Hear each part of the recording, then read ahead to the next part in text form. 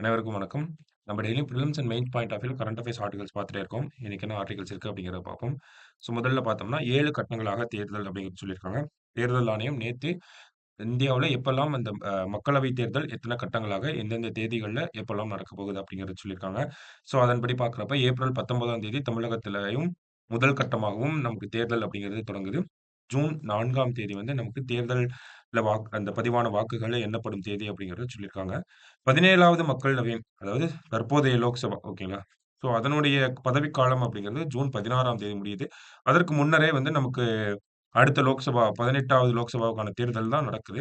அவங்க பதவி ஏத்துருவாங்க அப்படிங்கிறத நம்ம சொல்லலாம். சரிங்களா? மொத்தமா 543 தொகுதிகளுக்கு இந்த தேர்தல் அப்படிங்கிறது நடக்கப் போகுது அப்படிங்கிறத சொல்றாங்க.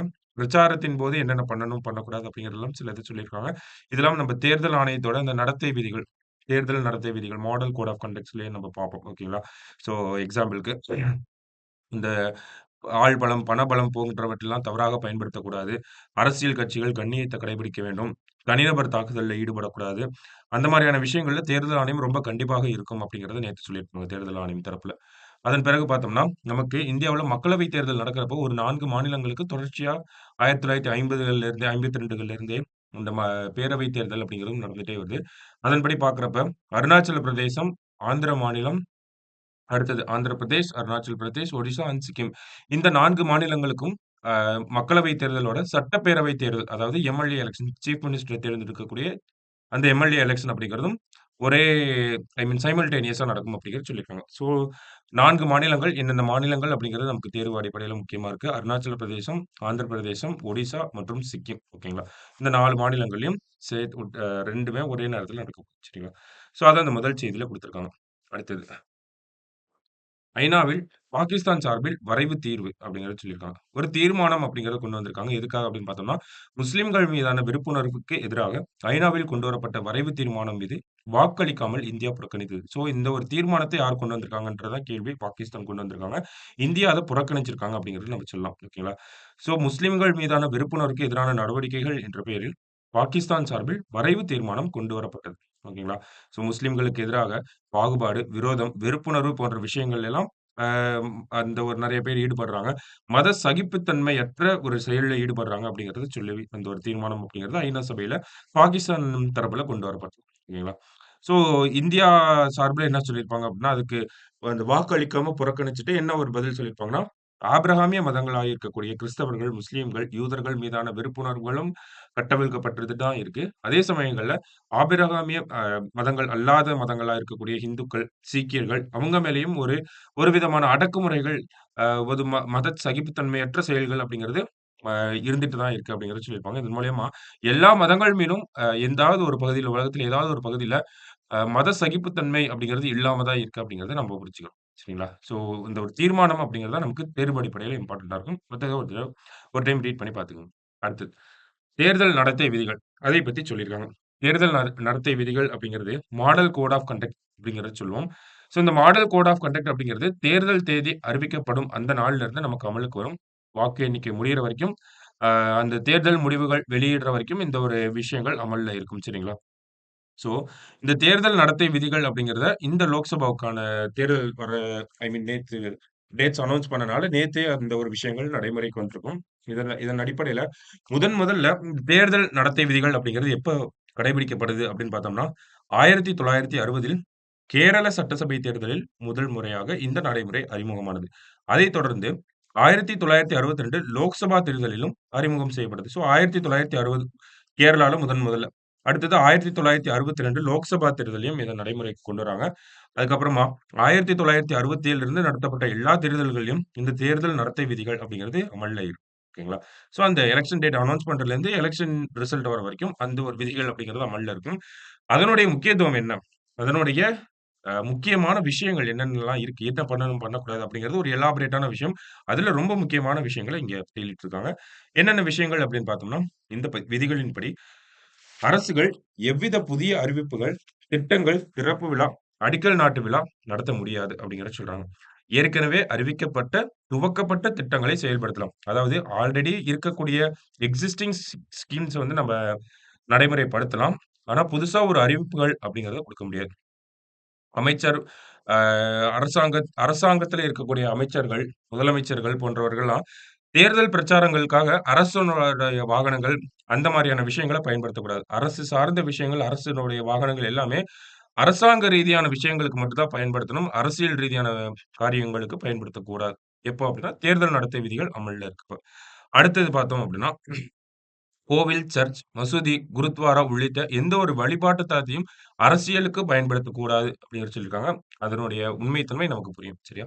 அடுத்தது, மதம், ஜாதி ரீதியில் உணர்வுகளை தூண்டும் வகையிலும், ஓட்டுகளை பெறுவதற்காக கருத்து தெரிவிக்கக் கூடாது, பேசவும் கூடாது அப்டின்னு சொல்றாங்க. ஸோ, அந்த ஹேட்ரட் அதாவது வெறுப்பு தன்மைய பரப்புற மாரியும், ஒரு சமூகத்தினர தாக்கியும், இன்னொரு சமூகத்தினர் உயர்த்தியும், தேர்தல் அரசியலுக்காக, வாக்கு அரசியலுக்காக பேசக்கூடாது. அந்த மாரியான விஷயங்கள் பேசுனா, அதுக்கு இந்த தேர்தல் நடத்தை விதிகள மீறிட்டாங்க அப்படின்னு சொல்லி, அந்த ஒரு வேட்பாளர அ தேர்தல்ல நிக்க விடாம கூட பண்ணலாம். அதுக்கான அதிகாரங்கள் தேர்தல் ஆணையத்துக்கும் இந்த ஒரு விதிகள் வந்து வழங்குது. சரிங்களா?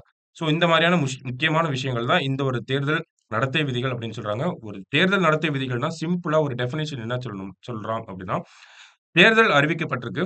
அந்த தேர்தல் அறிவிக்கப்பட்டு, தேர்தல் முடிவுகள் வெளியாகும் வரைக்கும் அந்த அரசியல் கட்சி, அந்த அரசியல் கட்சி சார்புல போட்டியிடக்கூடிய வேட்பாளர்கள். இவங்கலாம் என்ன மாதிரியான தேர்தல் ஒரு கண்ணியத்த கடைபிடிக்கணும், எந்த மாரியெல்லாம் நடந்துக்கணும், எந்த மாரியெல்லாம் நடந்துக்க கூடாது அப்படிங்கிற விதிமுறைகள சொல்லக்கூடியது தான் இந்த தேர்தல் நடத்தை விதிகள். ஜனநாயகம் அப்படிங்கிறத போற்றணும். ஜனநாயகத்தில தேர்தல் அப்படிங்கிறது ரொம்ப முக்கியமான விஷயம். அந்த தேர்தல் அப்படிங்கிறது ஒரு சாராருக்கு மட்டும் அ ஒரு அட்வான்டேஜா இருந்துறக்கூடாது. எல்லா தரப்பினருக்குமான தேர்தலாக இருக்கணும். அது தேர்தல் அப்படிங்கிற ஒரு காரணத்த வச்சுக்கிட்டு, ஒரு சமூகத்தினர தாக்குறது, ஒரு சமூகத்தினர உயர்த்தி பேசுறது, இந்த மாதிரியான விஷயங்கள பண்ணக்கூடாது. அனைவருக்கும் சமமான ஒரு தேர்தல் அரங்கு குடுக்கணும் அப்படிங்கிறதுக்காக தான், இந்த தேர்தல் நடத்தை விதிகள் அப்படிங்கிறதெல்லாம் அமல்ல இருக்கு. சரிங்களா? ஸோ, அதுதான் இந்த இடத்துல பட்டியலிட்டுருக்காங்க. அடுத்தது மக்களவை தேர்தல். வாக்காளர்கள் அடிப்படையில என்னென்ன குடுத்துருக்காங்க அப்படிங்கிறத பார்ப்போம். 18வது மக்களவை தேர்தல் அப்படிங்கிறது நடக்க இருக்கு. அதன் அடிப்படையில பார்க்கிறப்ப 96.8 கோடி வாக்காளர்கள் இந்த ஒரு தேர்தல்ல வாக்களிக்க இருக்காங்க. அதுல 1.82 கோடி வாக்காளர்கள்னு பார்க்கிறப்ப, நமக்கு முதல் முறை வாக்காளர், ஃபர்ஸ்ட் டைம் வோட்டர்ஸா இருக்காங்க.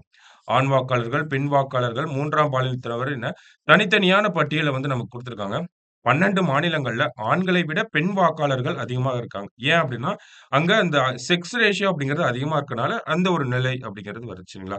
ஸோ 12 மாநிலங்களில் ஆண்களை விட பெண் வாக்காளர்கள் அதிகமாக உள்ளனர் அப்படிங்கிறத பார்க்கிறோம்.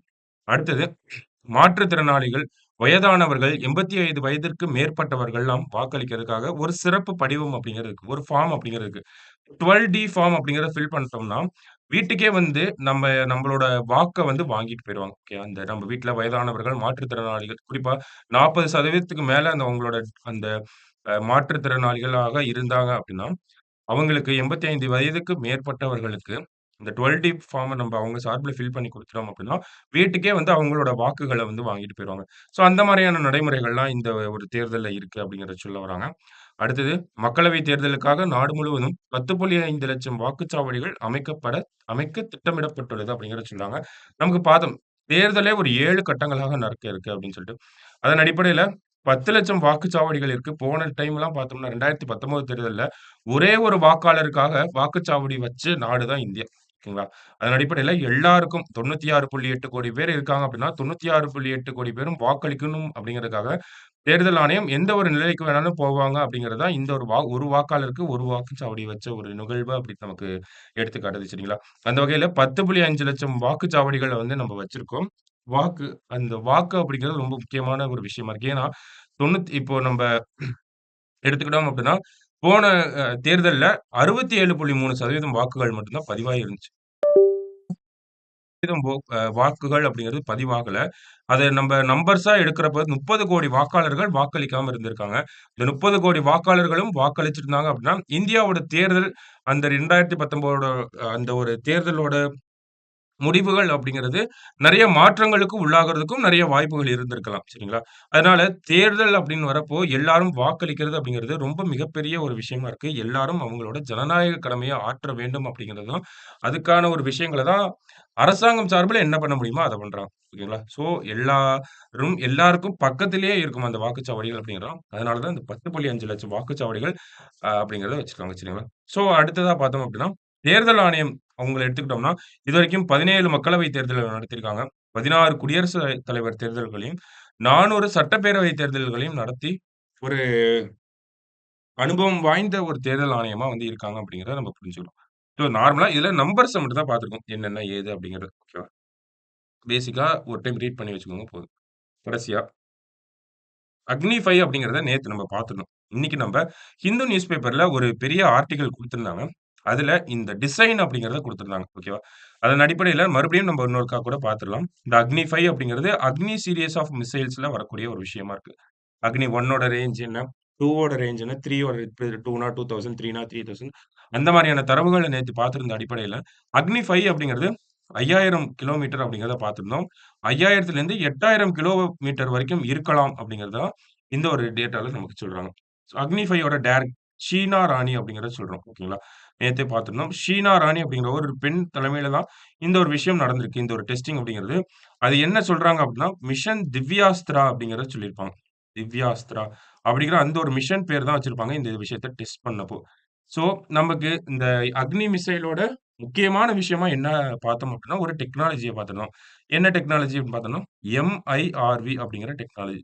அதாவது மல்டிபிள் இண்டிபெண்டன்ட்லி டார்கெட்டபிள் ரீ என்ட்ரி வெஹிக்கிள் அப்படிங்கிறது தான் இந்த MIRV அப்படிங்கிற அந்த ஒரு டெக்னாலஜி. ஓகேங்களா? ஸோ, இந்த டெக்னாலஜிய பார்த்தோம்னா, இந்த இடத்துல படம் போட்டு காட்டியிருக்காங்க. இந்த மிசைல்ஸ்ல பார்த்தோம்னா, நமக்கு ஒரு மிசைல் தான் இருக்கும். ஓகேங்களா? ஒரு மிசைல் அதுல ஒரு குண்டு தான் இருக்கும். அது ஒரு இடத்துல தான் போய் அட்டாக் பண்ணும். ஆனா இந்த மிசைல பார்த்தோம் அப்டின்னா, நமக்கு ஒரு மிசைல் ஆனா பல குண்டுகள் அப்படிங்கிறது இருக்கு.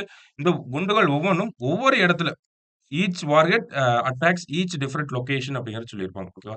ஒவ்வொன்னும் ஒவ்வொரு இடத்துல போய் டார்கெட் பண்ணி அட்டாக் பண்ணக்கூடிய ஒரு சிறப்புமிக்க ஒரு தொழில்நுட்பம் தான் இது. இந்த தொழில்நுட்பத்த முதல்ல அமெரிக்கா பண்ணியிருப்பாங்க. அதன் பிறகு ரஷ்யா, சைனா, பிரான்ஸ், பிரிட்டன் இந்த மாரி உலக நாடுகள் எல்லாருமே முக்கிய உலக நாடுகள் எல்லாருமே வந்து வச்சிருக்காங்க. அதாவது ஆயுதங்கள் சார்ந்து முக்கியமா இருக்கக்கூடிய நாடுகள் எல்லாமே. அந்த ஒரு பட்டியல்ல நம்பளும் இணைஞ்சிருக்கோம். எப்படி அப்படின்னு பார்த்தோம்னா, இந்த ஒரு டெஸ்ட் அப்படிங்கிறது சக்சஸ்ஃபுல்லா நம்ம பண்ணி காட்டியிருக்கோம். ஓகேங்களா? ஸோ அததான் இந்த இடத்துல குடுத்துருக்காங்க. ஒவ்வொன்னும் ஒவ்வொரு இடத்துல போய் கீழ விழுகிறது. ஓகேங்களா? அதாவது அட்டாக் பண்றது. ஸோ ஒவ்வொரு இடத்துல போய் அட்டாக் பண்ணணும். ஸோ இந்த ஒரு ரேஞ்ச் அப்படிங்கிறது பார்த்தோம்னா, நமக்கு அ இங்க of a I mean China ஃபுல்லா நம்ம கவர் பண்ணிர்லாம். இந்த சைடு ஈஸ்டர்ன் யூரோப், இந்த சைடு ஆஸ்திரேலியா வரைக்கும் நம்மனால போக முடியுது.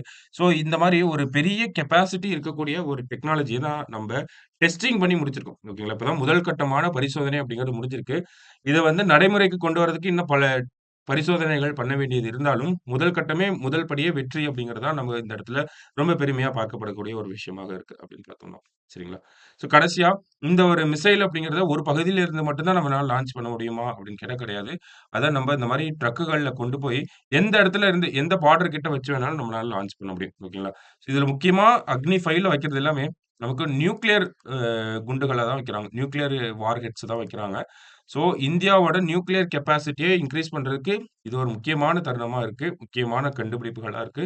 அத நம்ம சக்சஸ்ஃபுல்லா செயல்படுத்தியும் காட்டிட்டோம். குறிப்பா இந்தியா அப்படிங்கிற நாட சுத்தி இந்த இடத்துல சைனாவும், இந்த இடத்துல பாகிஸ்தானும் இருக்கிறப்போ, 2 பேருமே வந்து நமக்கு ஒற்றுமையா இருக்கக்கூடிய ஒரு நாடுகள். அது மட்டும் இல்லாம 2மே அணு ஆயுதம் தாங்கி இருக்கக்கூடிய ஒரு நாடுகள். அந்த ஒரு கட்டத்துல இருக்கப்போ, இந்தியானாலயும் வளர்ந்து வரக்கூடிய புது புது டெக்னாலஜிஸ அடாப்ட் பண்ணி, அதுக்கேத்த மாரியான குண்டுகள உலக நாடுகளுக்கு ஈக்குவலா இந்தியானாலயும் பண்ண முடியும் அப்படிங்கிறத நிரூபிச்சு காட்டுறது, ஒரு முக்கியமான ஒரு விஷயமா இருக்கு. நம்ப யாரையும் போய் அட்டாக் பண்ணலனாலும், நம்மள அட்டாக் பண்றப்போ டிஃபெண்ட் பண்றதுக்கு நம்மகிட்ட சொஃபிஸ்டிகேட்டட் டெக்னாலஜிஸ் இருக்கு அப்படிங்கிறத உலகத்துக்கு திருப்ப திருப்ப சொல்லிக்கிட்டே இருக்கோம். அந்த ஒரு பதில தான் இந்த ஒரு டெஸ்ட்டுமே நமக்கு பண்ணி காட்டியிருக்கு. சரிங்களா?